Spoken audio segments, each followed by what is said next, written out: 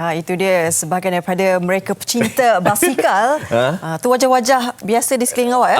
Siapa yang tengok Instagram saya macam Faria, kenal lah. Okey, itu dia. Saya percaya ramai di antara kita yang sudah pun melakukan aktiviti berbasikal, khususnya lelaki-lelaki lah kan, yang mana mungkin mereka ni nak berbasikal, sudah pastinya mereka inginkan kesihatan. Tapi dari segi pemahaman mereka, takut terkena kanser prostat tu. Berbasikal paling lama selalunya berapa jam? Saya kalau misal kata perjalanan jauh tu 2-3 jam lah kan. Tapi ada berhenti-berhenti lah. Tak semestinya naik atas basikal saja kan. Kita nak bincangkan berkenaan dengan sedikit juga pandangan mereka. Adakah mitos atau fakta? Kita nak terus bersama dengan Profesor Datuk Dr. Zulkifli Mohamed Zainuddin, pakar perunding kanan urologi Pusat Perubatan UKM. Assalamualaikum, selamat pagi. Waalaikumsalam. Doktor, kita cakap berkenaan dengan kesan kanser prostat. Tapi kita komen dulu antara pandangan yang diberikan tadi. Ialah ramai yang mengatakan bahawa takut naik basikal takut kena kanser prostat. Sebenarnya tidak. Sebenarnya tidak. Kalau kita tengok dari segi kedudukan anatomi prostat tu sendiri, dia duduk di dalam. Maknanya duduk di bawah pundi kencing. Jadi memang dia tidak ada kaitan dengan aktiviti berbasikal. Tapi organ yang kita kena jaga semasa aktiviti berbasikal untuk orang lelaki sebenarnya adalah buah zakar. Sebab itu yang mungkin boleh menimbulkan kecederaan ataupun kesan jangka panjang sekiranya berbasikal. Tapi tidak kanser prostat. Itu sebenarnya orang kata myth ataupun mitos lah. Walaupun berbasikal dalam tempoh yang lama. Tidak sama sekali ya. Don't worry. Maknanya boleh continue berbasikal. Saya rasa mungkin juga pemahaman mereka kan berkenaan dengan di mana sebenarnya prostat tu. Kan. Tak tahu kat mana letaknya. Mungkin doktor boleh tunjukkan secara terperincinya. Saya ada bawa model kan. Hari ni kita nak discuss pasal prostat. Sebenarnya kalau saya boleh angkat kan. Prostat ni sebenarnya ni pundi kencing kita. Jadi dia betul-betul di bawah pundi kencing. Jadi maknanya memang agak jauh lah daripada saddle ke apa ke kan. Dan sebenarnya of course buah zakarnya berada di sini.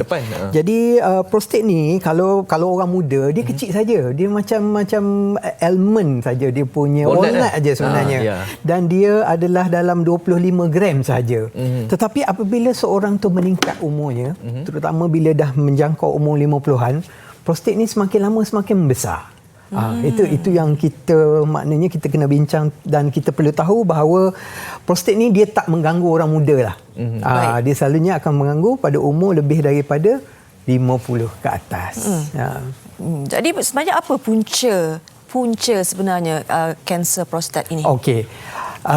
Punca kanser kelenjar prostat ini satu kalau ikut kajian lah kan, dia adalah dia sebenarnya mutasi tersendiri. Maknanya kita tak tahu siapa yang akan dapat kanser prostat. Cuma kalau di Amerika Syarikat ataupun di Europe, kanser prostat ni dia terkena pada orang-orang yang African American lah kan. Yang tu dia punya baka dia yang menyebabkan kanser prostat tu. Tapi untuk kita di Asia sebenarnya tidak ada. Tetapi dia ada kaitan rapat dengan genetik. Maknanya kalau ayah kita ada kanser prostat, kita ada kemungkinan yang tinggi untuk mendapat kanser prostat. Tidak berkaitan dengan pemakanan, tidak berkaitan dengan habit, tidak ada kaitan dengan sukan, tidak apa.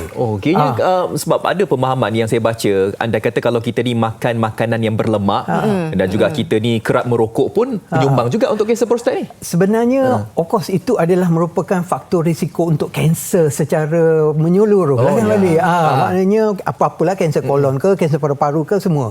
Jadi itu adalah orang kata faktor-faktor secara menyeluruh yang boleh mungkin menyebabkan kanser prostat juga. Tapi kalau kira direct punya efek memang tak ada. Maknanya kalau macam tu doktor, kita tak tahu punca. Jadi ini agak mencabar kepada kaum lelaki yang berusia 50 tahun ke atas. Bagaimana untuk kita, pastinya takutlah kan kata kanser kelenjar prostat ni. Macam mana nak tak tahu punca tapi macam mana kita nak mengatasinya kan bila macam tu mencabar juga. Jadi itu yang kita perlukan orang kata pengetahuan dari sinilah. Maknanya apa yang kita perlu buat apabila kita mencapai umur 50 tahun kan. Tapi sebelum tu saya nak kongsi sikit tentang fakta kanser prostat ni.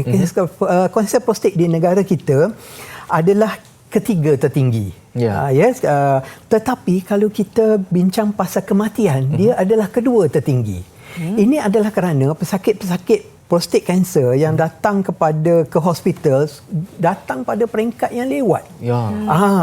Jadi berbalik pada yang Nurul tanya saya tadi, apa yang kita perlu tahu adalah apabila kita berumur 50 ke atas, kita perlu tahu apakah dia tanda-tanda pembesaran kelenjar prostat.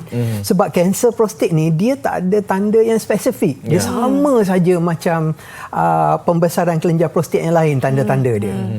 Sebagai contoh, tanda-tanda dia yang macam kita tengok di skrin tu, sebab dia di bawah pundi kencing, jadi dia menyebabkan kencing yang tak lawas. Kencing yang orang kata kalau dulu jauh pancutnya, sekarang ni just menitik-menitik aja ataupun slow kan. Yang ketiga, perlu meneran. Keempat, selalunya bila kencing rasa tak habis. Kemudian start bangun kencing pada waktu malam. Ini kerap adalah merupakan kerap kencing juga. Kerap kencing, kerap bangun kencing di waktu malam. Jadi ini adalah merupakan tanda-tanda awal pembesaran kelenjar prostat. Dan of course, untuk tahu sama ada seorang tu ada kanser prostat ke tidak, dia ada ujian saringan yang dipanggil PSA ataupun prostate specific antigen. Jadi untuk orang lelaki yang berumur 50 tahun ke atas, saya galakkan untuk, kita kan selalu pergi medical check up, masukkan ujian PSA ni di dalam ujian darah semasa medical check up ataupun pemeriksaan. Betul, setujulah tu sebab golong-golongan ni kalau misal kata pergi jumpa doktor, antara yang mereka cek mungkin paras gula, darah dan sebagainya kan, kita tambahkan sikitlah PSA tu. Kolesterol, kena PSA. Saringan tu dilakukan macam mana doktor? Ambil darah je sebenarnya. Ambil darah saja. Ambil darah je. Tapi apa yang orang ramai perlu tahu juga, apa yang berlaku sekiranya PSA itu meningkat. Maknanya PSA ni adalah merupakan satu ujian darah yang sensitif tapi tidak spesifik. Maknanya bukan bermaksud kita ada tinggi PSA, kita ada prostate cancer. Kita ada beberapa jenis lagi ujian yang kita perlu lakukan untuk confirmkan seorang itu mempunyai prostate cancer ataupun tidak. Tapi apa yang paling teruk kalau tadi simptom-simptomnya macam contoh pergi kencing tak lawan dan sebagainya, yang mungkin dalam fasa yang paling teruk apabila kencing itu mengeluarkan air kencing berdarah. Kencing berdarah. Itu dah tanda yang macam dah tahap yang tinggilah doktor. Ya, betul. Pemahaman doktor tadi, simptomnya dikeluarkan bagi mereka yang mungkin berusia 50 tahun ke atas dan sebagainya. Tetapi anda kata kalau misal kata 20-an, 30-an ni dah ada simptom-simptom tersebut. Kencing tak lawas, kencing tak jauh dan sebagainya. Adakah ianya dikategorikan sebagai tanda-tanda awal untuk mereka ni? Tidak. Kemungkinan besar mereka tidak mengalami masalah prostat pada dia. Sebab kita perlu tengok sebab-sebab lain. Mungkin disebabkan oleh penyempitan saluran kencing, ataupun ada satu penyakit yang dikenali sebagai overactive bladder. Selalunya dia kena pada orang yang berumur yang orang kata muda. Overactive bladder maksud dia bladder dia bila ada air kencing nak buang. Bila ada kencing nak buang. Itu yang kadang-kadang pergi ke tandas sampai 10 kali sehari, sampai 20 kali sehari kan. Itu adalah merupakan penyakit overactive bladder tetapi bukan prostat. Prostat akan mula meragam 50 tahun dan ke atas. Ada juga yang bertanya doktor, sebab dia kata prostat ni kan. Sebab dia kan membabitkan kelakian kan. Adakah benar kalau melalui ataupun menghidapi kanser kelenjar prostat ini boleh menyebabkan mati pucuk dan sebagainya? Secara directly tidak sebenarnya. Sebab kita tahu fungsi kelenjar prostat ni memang dalam hubungan seksual lelaki kerana dia menyumbang kepada air yang akan menjadi air mani. Tetapi nak kata salah satu tanda kanser kelenjar prostat ni adalah mati pucuk, itu adalah sebenarnya bukan tanda yang sangat common lah sebenarnya. Tidak, dia ada tanda-tanda lain macam kita sebutkan tadi, sama seperti pembesaran prostat, kelenjar prostat yang biasa. Tapi apa yang kita nak bincangkan adalah kita perlu tangkap penyakit ni di peringkat awal. Sebab macam saya bagi tahu tadi, kebanyakan datang sudah tanda-tanda yang lewat. Salah satu tanda yang lewat adalah kelenjar prostat ni, kanser dia merebak pada tulang. Jadi ada juga pesakit-pesakit yang datang sebab sakit pinggang, patah tulang, tiba-tiba kita tengok disebabkan oleh kanser kelenjar prostat sebenarnya. Jadi itu yang kita nak cuba dapatkan di peringkat awal supaya rawatan yang boleh menyembuhkan boleh diberikan kepada pesakit kanser prostat. Kebanyakan yang datang lewat ni doktor, apa alasan mereka? Malu ke bagaimana? Malu selalunya dia orang rasa macam alah Ada ni apa-apa. sebab proses penuaan lah kan. Adalah disebabkan oleh okeylah kita dah tua, memanglah kita kencing kita expect macam ni slow kan. Sebenarnya itu tidak benar. Sebab even pembesaran kelenjar prostat yang biasa pun kita boleh rawat dengan mudah dengan makan ubat, tak semestinya kita kena operation. Ya.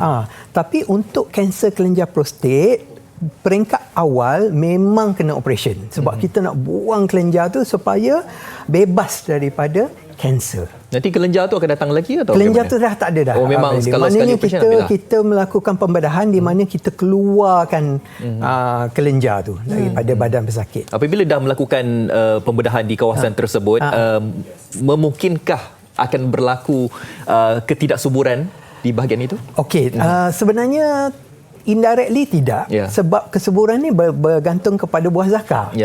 Jadi apabila kita keluarkan kelenjar prostat tu, mungkin air mani tu volume dia mungkin ialah sedikit ataupun dia tidak sepekat dulu, tapi tidak menjejaskan kesuburan.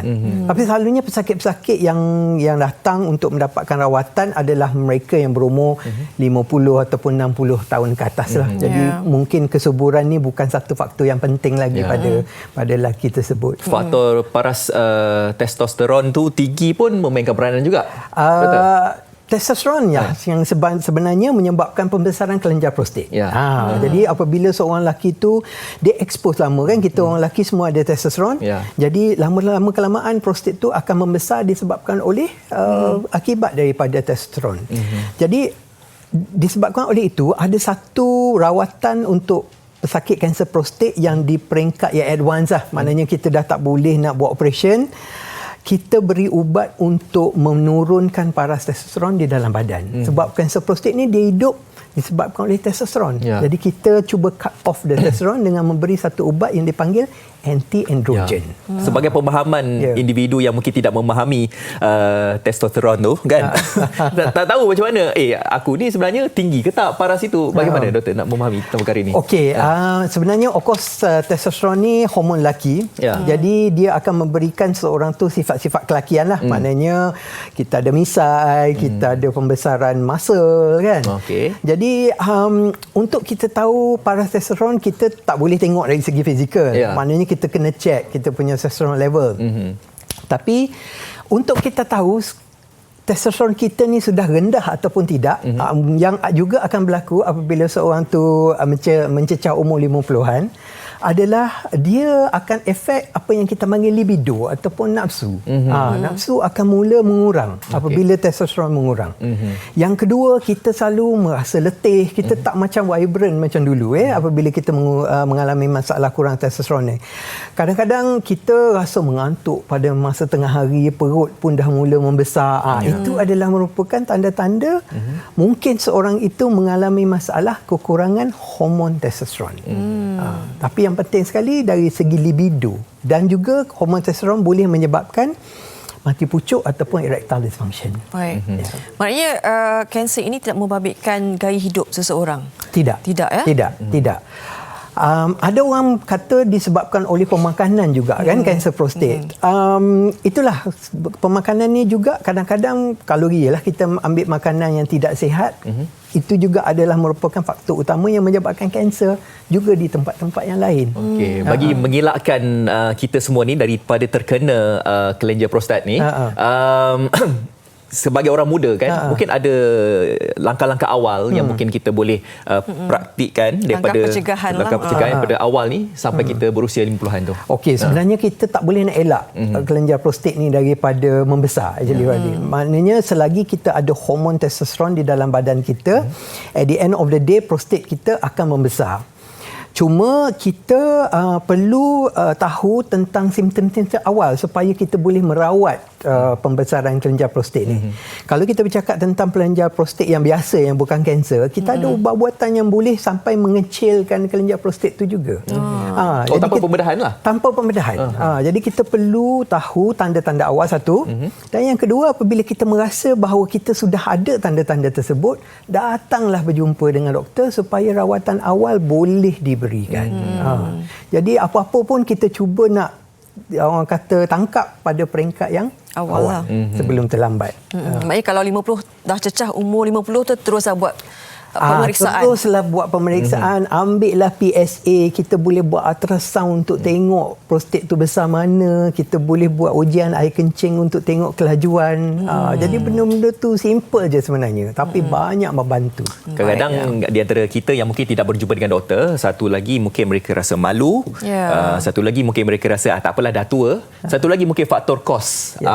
Dari segi faktor kos bagaimana? Sebenarnya ialah masalah-masalah ini sebenarnya dihandle oleh jabatan-jabatan urologi.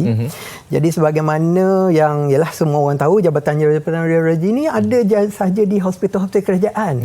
Dan rawatan-rawatan untuk prostat ni sebenarnya percuma. Jadi tidak perlu risau pasal faktor-faktor keuangan.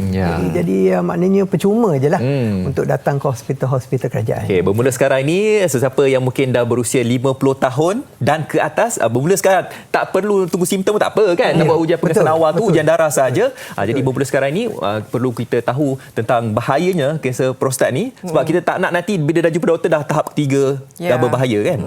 Mengikut pembacaan katanya kalau 60% selalunya datang jumpa pakar dah stage ketiga dan juga keempat. Itu yang selalunya terjadi. Jadi kita nak cuba ialah di peringkat yang awal supaya kan? kita boleh beli rawatan untuk menyembuhkan. Lebih cepat, lagi bagus. Baik. Terima kasih Profesor Datuk Dr. Zulkifli Mohamed Zainuddin, pakar perunding kanan urologi Pusat Perubatan UKM. Terima kasih. Kita harapkan perkongsian hari ini sangat-sangat memberi banyak informasi kepada kaum lelaki. Saya hari ini gembira sangat sebab doktor dah bagi pencerahan, berbasikal, tidak berjumbang kepada kanser prostat. Pemahaman itu penting dan juga ilmu yang dikongsikan. Baik.